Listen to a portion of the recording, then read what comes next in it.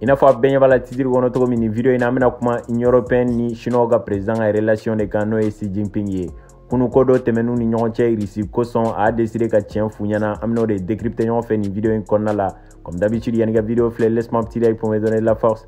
C'est parti pour la vidéo.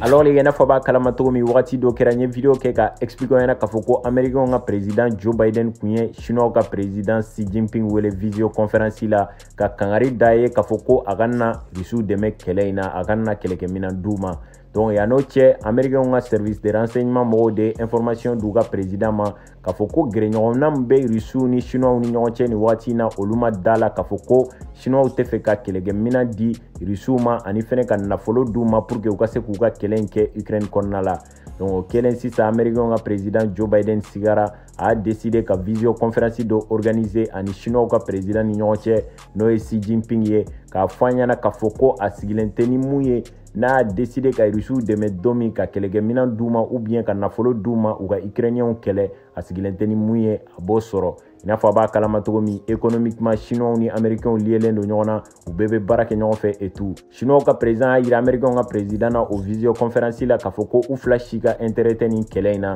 ko fem dakadu fla bela o e kelenga bandi abe dokun fla bo mais ambe balmuna ni semaine fene konna la irisu ka ministre des affaires étrangères no Sergei Lavrov ye ay déplacement doke kata Chine ani chinois ka ministre des affaires étrangères fene ñoye ou bolo di ñoma ka klaka ira jembela tuni ka foko bolo di ñoma be irisu ni chinois ni ñoche ka bolo di ñoma dantala. Depuis au vidéo in konna la djembeya ye ka foko chinois ka ministre des affaires étrangères ni rusu ka ministre des affaires étrangères bolo be ñogon bolo u klala ka ira tuni ka foko bolo di ñogon man buga jamana flan ñogon cɛ dantala. Donc kelen sisan de européens sirana européens nana jateminɛ ka foko na fɔra olu be ka sanction bi rusu kan pour que nafolo ko fanfɛla la dadigi ka kɛ u la mais nana ye tuguni ka foko rusu ni chinois bolo be ñogon bolo a bɛɛ dun b'a kalama ka foko économiquement puissance be chinois la. Donc kɔrɔ b'a yira ka foko européens be ka sanction munu bi rusu kan a tɛna dadigi kɛ rusu la bilen a bɛna dadigi kɛ européens de la o hukumu de kɔnɔna la u y'a décidé ka fɔ k'u bɛ chinois ka président wele le fait que olu ka partenaire potentiel de do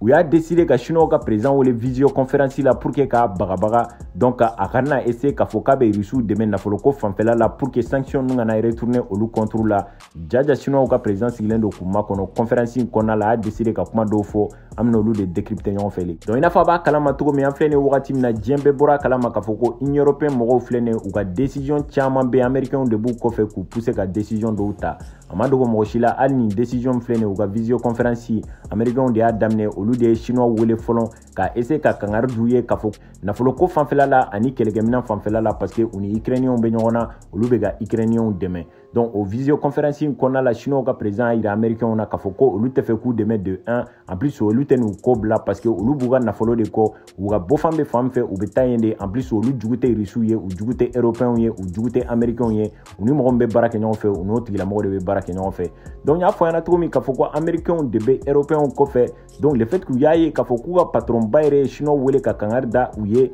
donc olu fɛnɛ ka intérêt dɔ bɛ en jeu san olu ye sanction bi rusiw kan wagati min na donc chinois fɛnɛ y'a décidé ka fɔ ko bolodi ɲɔgɔnman bɛ olu ni rusiw ni ɲɔgɔn cɛ ko danta la donc siranna u ye chinois wele ka fɔ ko chinois donc a décidé sisan a b'an ka côté de la ou soit a bɛ rusiw ka côté de la parce que n'a jateminɛ depuis kɛlɛ daminɛna wagati min na chinois an m'a yira ka fɔ ko kɛlɛ min bɛ ka kɛ ko c'est pas juste an m'a condamné an ma foyi kɛ conseil de sécurité fɛnɛ kɛra chinois y'a yira ka fɔ k'u bɛ abstention kɛ chinois ka président k'u sigilen do k'u makɔnɔ a y'u répond k'a yiru la k'a fɔ ko n'a sɔrɔ union européenne mɔgɔw bɛ kɛlɛ banni de kɔ ale ka faamuya la ko sanction tɛ se ka na ni kɛlɛ banni ye n'a sɔrɔ u bɛ fɛ kɛlɛ de ka ban u kan ka chinois kɛ u nin de ye u man ka chinois kɛ u jugu ye u bɛɛ de kan ka fara ɲɔgɔn kan ka diɲɛ bɛɛ k'u nin ye chinois ka président y'a yiru la k'a fɔ k'u kana na parti pris kɛ kɛlɛ in na u ka essayer k'u bolo di ɲɔgɔn ma u ka diɲɛ bɛɛ k'u partenaire ye u kana na mɔgɔ si kɛ u jugu ye donc u kana na essayer k'a fɔ k'u bɛ guerre froide wuli ka essayer k'a fɔ ko concurrence ka wuli bloc fila ni ɲɔgɔn cɛ i n'a fɔ soviétiques ani occidentaux parce que chinois y'a jateminɛ k'a fɔ ko olu ka bɔfan bɛ soviétique mɔgɔw bolo n'o ye rusiw ye u ka bɔfan bɛ américains bolo ani européens bolo n'o ye occidentaux mɔgɔw ye u fila ka bila ɲɔgɔn na a damadi olu la o hukumu de kɔnɔna la u bɛ ka yira européens na k'a fɔ ko sanction tɛ se ka na ni kɛlɛ banni ye en plus ka Russie kɛ u jugu ye o tɛ se ka na ni kɛlɛ banni ye a tilala k'a yira européens na tuguni k'a fɔ k'u ka chinois ka jamana lajɛ i n'a fɔ jamana min ka yɛlɛma hɔrɔnya b'a bolo donc en plus u kana na essayer k'a fɔ ko Chine k'a ko dɔn Russie la ou soit a k'a ko dɔn diɲɛ jamana wɛrɛ la u kana na essayer k'a fɔ k'u b'a sen don kɛlɛ dɔ la k'u ni européens ka kɛlɛ bɛɛ de kan ka kɛ kelen ka essayer ka na ni basigi ye ka essayer ka na ni développement ye ka essayer k'u bolo di ɲɔgɔn ma pour que ka diɲɛ bɛn u kana na essayer ka bloc dɔ créer parce que n'a jateminɛ américains ni européens bɛɛ y'a décider de ka essayer ka chinois pousser ka gɛrɛ u yɛrɛ la pour que k'u ko dɔn Russiw ma u ka essayer ka bloc dɔ créer u bɛɛ ka bila Russiw contre la chinois dun tɛ ka sɔn o de ma donc i n'a fɔ a b'a kalama cogo min kɛlɛ sumalen dɔ de bɛ américains ni Russiw ni ɲɔgɔn cɛ o ko ma daminɛ bi depuis l'époque soviétique wagati américains ni Russiw tɛ bɛn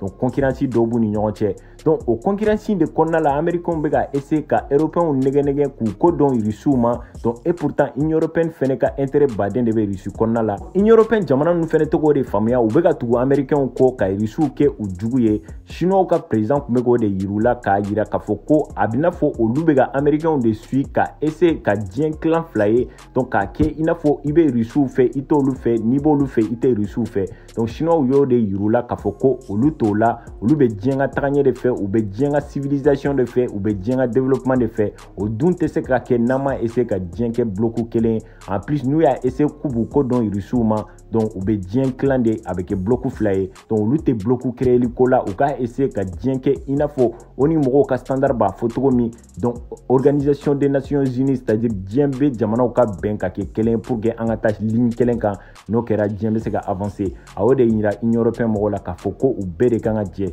chinois ni européens k'u kan k'u bolo de di ɲɔgɔn ma pour que mɔgɔ minnu bɛ kɛlɛ la i n'a fɔ a b'a kalama n y'a fɔ ɲɛna k'a fɔ ko kɛlɛ sumalen dɔ bɛ Russiw ni américains ni ɲɔgɔn cɛ ne ka jateminɛ la ni européens m'u janto u labanna u bɛ jamana caman de ko dɔn u yɛrɛ ma parce que u bɛ ka américains suit u ka kɛlɛ la ka diɲɛ bɛ kɛ u jugu ye parce que n'a jateminɛ chinois ni Russiw bolo bɛ ɲɔgɔn bolo u bɛ ka terrain gagner hali Afrique kɔnɔna la Afrique jamanaba minnu bɛ yen ko bolo di ɲɔgɔn ma ti ni Russiw ni chinois ni ɲɔgɔn cɛ a ka dɔgɔn la preuve en est que conseil des ministres min kɛra ONU la Afrique jamana minnu ye abstention kɛ minnu y'a yira k'a fɔ k'olu tɛ se ka dɛmɛ u fila bɛɛ fɛ a bɛ jamana 20 ni kɔ bɔ o kɔrɔ b'a yira k'a fɔ ko ni européens y'a décider don min na ka Russiw kɛ u jugu ye ka o jamana ninnu pousser k'a fɔ k'u ka Russiw kɛ u jugu ye n'o jamana ninnu b'u ka jamana ka intérêt fɛ n'u b'a dɔn k'u ka jamana ka intérêt bɛ Russiw ni chinois bolo u tɛ se ka européens suit cogo si la donc n'o kɛra sisan américains b'u to u ka yɔrɔ la k'u ni diɲɛ bɛɛ bila ɲɔgɔn na a laban na u bɛna kɛ gon kɛlɛnabila de ye a fɔ européens de k'u sigi sisan k'u miiri k'a fɔ ko Russiw tɛ u jugu ye n'u ko k'u bɛ Russiw kɛ u jugu ye u bɛ chinois kɛ u jugu ye u ka partenaire numéro 1 chinois minnu ye o y'a yir'u la k'a fɔ ko olu tɛ se ka Russiw ye k'u to yen donc n'u bɛ fɛ diɲɛ ka bɛn n'u bɛ fɛ u n'olu ka bɛn f'u ka Russiw de minɛ k'a kɛ i n'a fɔ bloc kelen u kana na essayer ka farali don u ni ɲɔgɔn cɛ en plus u kana na essayer k'a fɔ k'u bɛ américains ka ordre suit donc ka o jugu kɛlɛ américains nɔfɛ et tout donc n'u sera k'o dabila don min nu chinois bɛ se ka bɛn en plus u ni Russiw fɛnɛ bɛ se ka bɛn parce que n'a jateminɛ chinois yɛrɛ bɔra carrément k'a yira k'a fɔ ko olu ni Russiw bolo bɛ ɲɔgɔn bolo ni européens bɛ fɛ diɲɛ ka bɛn n'u bɛ fɛ bɛn ka na n'u bɛ fɛ an bɛɛ ka avancer ɲɔgɔn fɛ f'u kana de u ka bloc créer dabila u ka guerre froide créer dabila k'a kɛ i n'a fɔ Russiw ye u jugu ye ni Russiw kɛra u jugu ye o kɛlen i n'a fɔ ko chinois de y'u jugu ye fɛnɛ parce que chinois y'a yira k'a fɔ ko bolo di ɲɔgɔn man b'olu ni Russiw ni ɲɔgɔn cɛ dan t'a la donc n'o kɛra Afrique jamana minnu fɛnɛ bɛ yen n'u ni Russiw ni chinois bolo bɛ ɲɔgɔn bolo a laban na olu fɛnɛ bɛ kɛ européens jugu ye donc parce que n'a jateminɛ Afrique yɛrɛ kɔnɔna la jamana min yɛrɛ bɛ yen sisan k'a fɔ ko bolo di ɲɔgɔn ma ti ni Russiw ni chinois ni ɲɔgɔn cɛ bɛɛ bɛ ka gɛrɛ Russiw la côté sécurité côté militaire ani hali business fanfɛla ninnu na mɔgɔ caman bɛ ka gɛrɛ Russiw la chinois kɔni ta tɛ chinois yɛrɛ Afrique conquérir ka ban et tout donc n'o fɔra n'olu ko k'u bɛ américains suit américains ka influence ma bon Afrique kan u bɛ Afrique perdu de 1 de 2 arabu jamana caman fɛnɛ bɛ u b'o perdu parce que n'a jateminɛ indien fara coréen kan o fara iranien kan o fara irakien kan u caman ba de ni Russie bolo bɛ ɲɔgɔn bolo n'o dun kɛra u bɛna nin bɛɛ de perdu et tout ne fɛ le temps que européens ka essayer u ka américains suili dabila u ka essayer k'u yɛrɛ concentrer a tɛ mer Atlantique kɔfɛ a tɛ américains ka continent kɔnɔna la a bɛ fɛ k'u suit u ka décision na n'o kɛra a kɛrɛfɛmɔgɔ minnu bɛ yen a ka intérêt baden de bɛ yen dugu jukɔrɔ fɛn man ca aw bolo a ka fɛn camanba bɛ bɔ kɔfɛ de n'an'olu bilala ɲɔgɔn na n'anu ka partenaire potentiel bilala ɲɔgɔn na a laban na anu yɛrɛ bɛ bila ɲɔgɔn na et tout donc ne ka jateminɛ o de ye les gars n'a sɔrɔ a fɛnɛ y'a faamuya i n'a fɔ ne y'a faamuya cogo min a bɛ se k'a ka avis fɔ an na dans les commentaires si tel est le cas n'hésitez pas de liker commenter partager an bɛ ɲɔgɔn sɔrɔ vidéo wɛrɛ la c'était Cactus prenez soin de vous voilà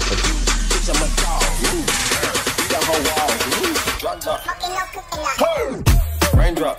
drop top, hot top, smoking, no cooking up.